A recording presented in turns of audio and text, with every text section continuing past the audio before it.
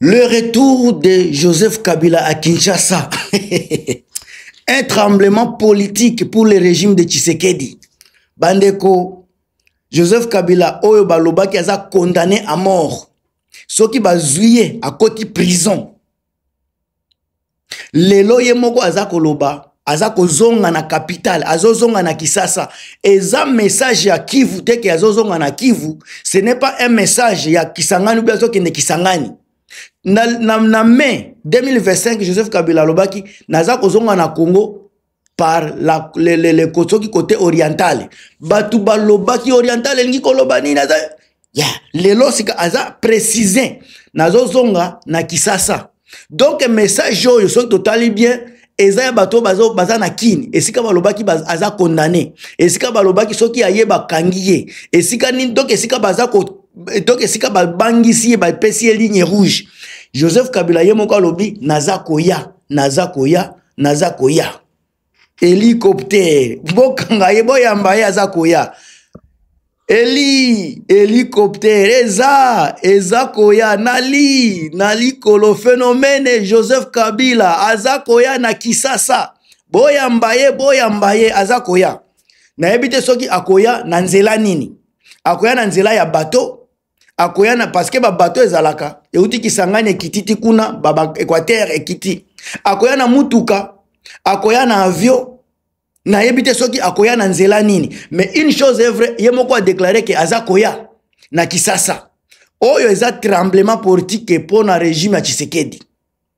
Soki makambo aza koloba retour à Joseph Kabila na Kisasa eza confirmé soki eza ya solo vraiment que Joseph Kabila aza kozonga na kini. Cela sonnerait comme un séisme politique dans la capitale. Batu nyonso baza ko préparer déjà ni neko salema. Ce retour symbolise la fin du règne de la peur, le réveil du vrai leadership congolais et la mise à nu des pouvoirs illégitimes et désordonnés dirigés par Tshisekedi Tshilombo. Awa bandeko, oyo soki Joseph Kabila ye, ayeka na bosembo bakanga ye nandimite, mais soki eza na eloko moko yoko salema sima ya koizonga ya Joseph Kabila na kini, oyo aza na passeport te. Oyo aza na passeport te oyo fingaka. Naza sûr que déjà na lelo kilelo bango tu baza na passeport asika. Basi basenga ki na bango déjà ba visa. Na mini choyo mutu nyonso ayebike Joseph Kabila aza mutu te, aza Rwandais, aza zoba, akota se pays, aza boye. Ba video na bino eza na ligne. Ba video na bino eza na ligne. Toyebani. Na yebite po ba oyo bazalaka contre Tshisekedi bakota ka prison baza ko faire disparaître na bango baza dispari ba porter dispari sika ya Joseph Kabila na yebite soki akolimbisa ube batune bakolimbisa soki ekozala ndenge nini na yebite naza kolobaka na yebite ba oyo baza na ba passeport na bango na ba visa ya bamboko bakokende. Est-ce que Bichi Ngobila ekozala kofungwa makaka ubie kokangama? Mituka ekobima na kini matatine Équateur kende tina ba Centrafrique nandimite. En tout cas bobongama toyebite nini ekoleka me o toza kosenga ekozala kimia kaka. Arrivé à Joseph Kabila toza ko espérer ekozala na kimia po aza mutu ya kimia aza mutu ya désordre te. Mais panique na désordre dans le cas Tshisekedi ngone tozomo na sikoyo. Panique na désordre. Batu bakomi bilobela. Tozoyo kalelo batu bazoloba. Batu ya Union Sacrée. Bakomi ko contacter équipe ya Joseph Kabila. Union Sacrée balobaki bazaye ko jire pona libela ya Tshisekedi. Lelo baza ko senga. Lelo oyo baza ko senga. Bandeko. Baza ko senga.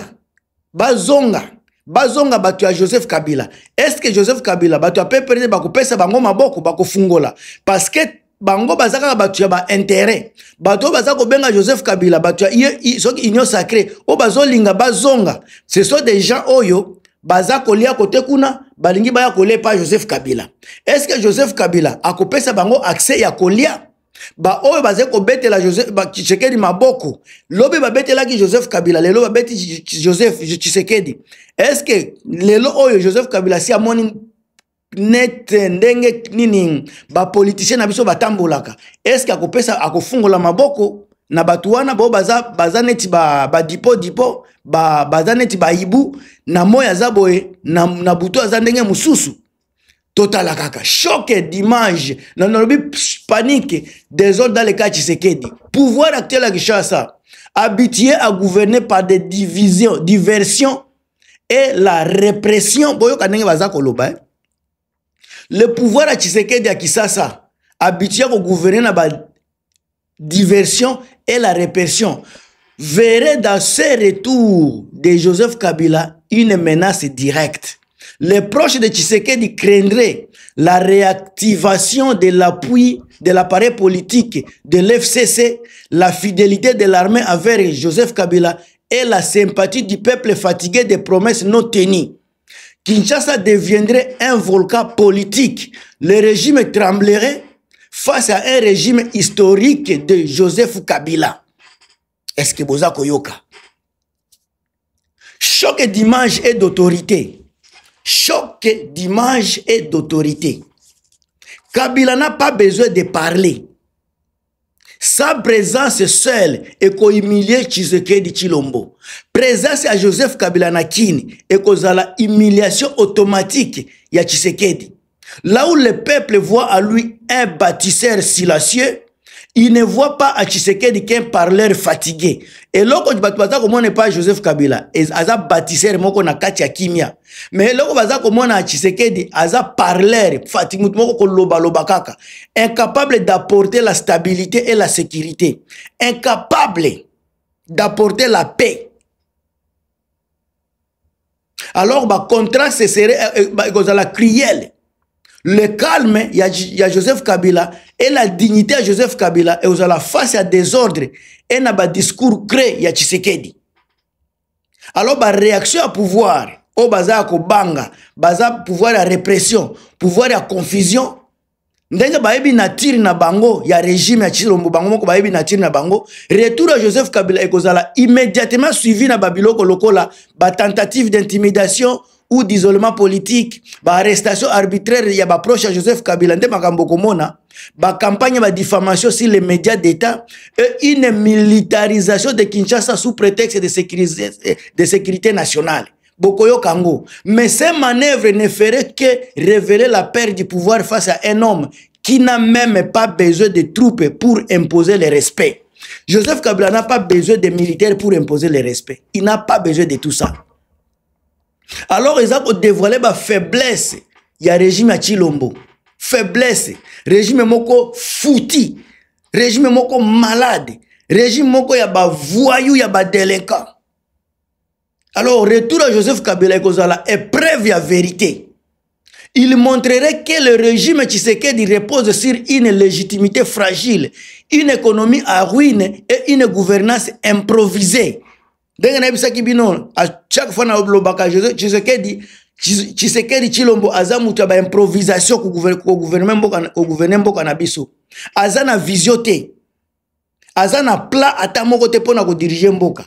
Aza ko improviser kaka. Makambo nyonso za improvisation. Ba accusation ya corruption.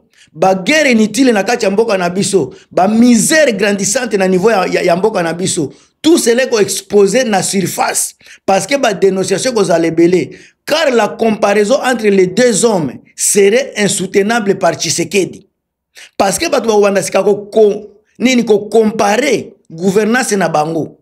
Ba ko comparer bango. Tshisekedi aza mutu ya bilobela, aza mutu ya alingaka ba photo. Mais Joseph Kabila aza mutu ya solution. Aza mutu ya stratégie, aza mutu ya silence, aza un bâtisseur. Ba différence tant batu ba ko mema biloko na réseaux sociaux, na ba plateforme ya ba débat, Tshisekedi akoka makambo wana te. Encore azalaka bipolaire et ko mema na nzela mabe.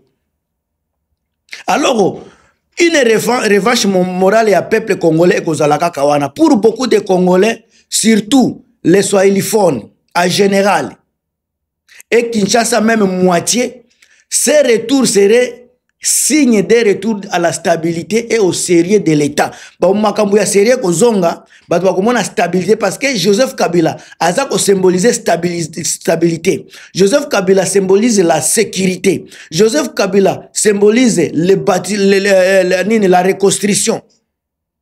Joseph Kabila aza ko symboliser makambo ebele. Alors ba partisan ya Kabila ekozala ndenge eloko mususu bakomona sika afin moment ya ko rebâtir la dignité ya Congo face à un pouvoir populiste et démagogique yango wana qui échoue et protège le pays et à unir la nation. Donc démagogique qui a échoué oya Tshisekedi ba échoué ko protéger na ko unir la nation bango kaka ko diviser na ko tia insécurité.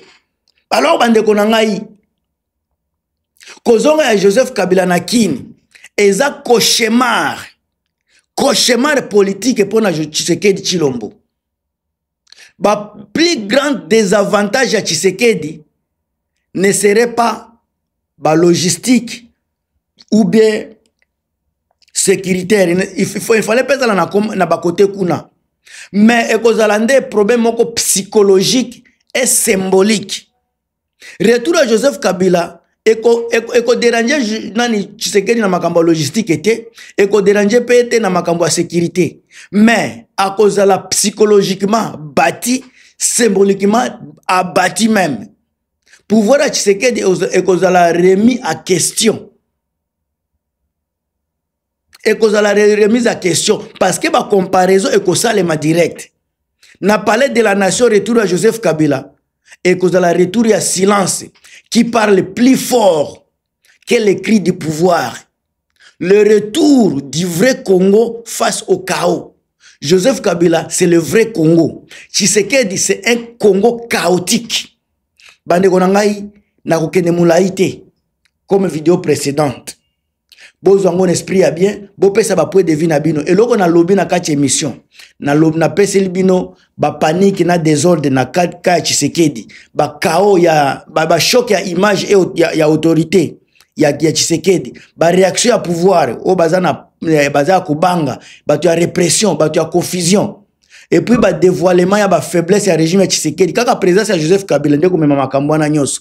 Ba revanche morale na morale ya peuple. Nyoso wana eko mata eko zala susu eloka ko lobela chaque jour. Est-ce que Tshisekedi aza capable ya ko tenir koyoka batu balobaka makambo oyo? Onoti koloba. Combien de batu bazoko ta prison kaka pona koloba vérité. Alors bandeko vous comprenez na niveau kaka soki Joseph Kabila azongi na kini. O ezakaka analyse na nga ya muke. E bongo ba analyse ya minene wana tango ba komema ya bango. Ba choc oyo toza ko prévenir, o toza ko pressentir, o eko kota. Eko kota vraiment na kini. Na atterrissage kaka Joseph Kabila. O to ebite so ka kota, so ba ko kangaye, o ba ko tika libre parce qu'il a condamné à mort. Mais o to yebi aza fugitif était. Na sens nini? Aza homme d'état. Quand Kabila déclare qu'il n'est pas en exil, il a déjà envoyé un message clair. Je n'ai rien à fuir. Je suis toujours chez moi, sur la terre que j'ai dirigée et servi. Cela signifie qu'il n'a pas quitté le pays, qu'il vit discrètement peut-être na Bakingakati ou dans une autre région à Congo. Mais aujourd'hui, sur le sol congolais, avec une protection naturelle ou de ses fidèles ou du peuple, un exilé à Kimaka, un ancien président respecté reste. Donc Kabila n'est pas traqué. Il est respecté, même par ses ennemis. Bazako respecté. Tshisekedi n'a ni la légitimité, ni le courage d'affronter Joseph Kabila. Mettre la main sur Joseph Kabila serait une provocation fatale pour Tshisekedi. Joseph Kabila n'est pas un simple individu. Joseph Kabila, c'est un système, c'est une loyauté, c'est une arme silencieuse. Une grande partie de l'armée congolaise, surtout les hauts rangs gradés, Joseph Kabila, lui reste fidèle. Plusieurs gouverneurs, sénateurs et officiers du renseignement lui doivent leur carrière. Même à Kinshasa, certains piliers de l'appareil d'État ne bougeraient jamais contre lui. Tshisekedi le sait bien. Toucher Joseph Kabila, c'est ouvrir une guerre interne qui détruirait ce qui reste à l'équilibre fragile du pouvoir de Kinshasa. Alors Joseph Kabila détient le pouvoir de l'ombre. Joseph Kabila ne détient pas le pouvoir de Bilobela et Makelele, le pouvoir de l'ombre. Je ne dis pas de l'ombre, de l'ombre.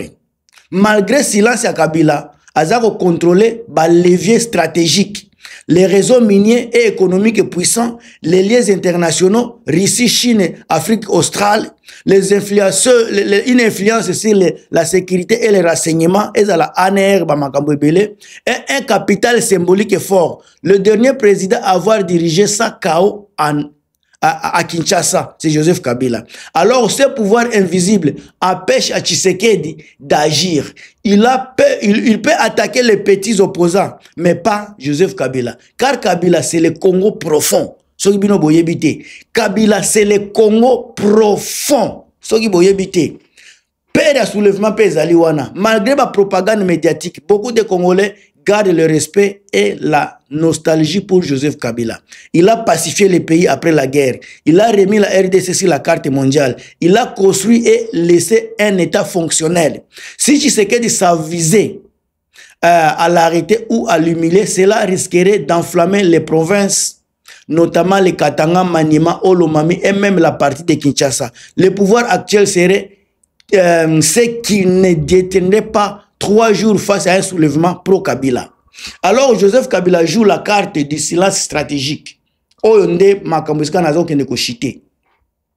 Kabila a choisi le silence comme arme politique.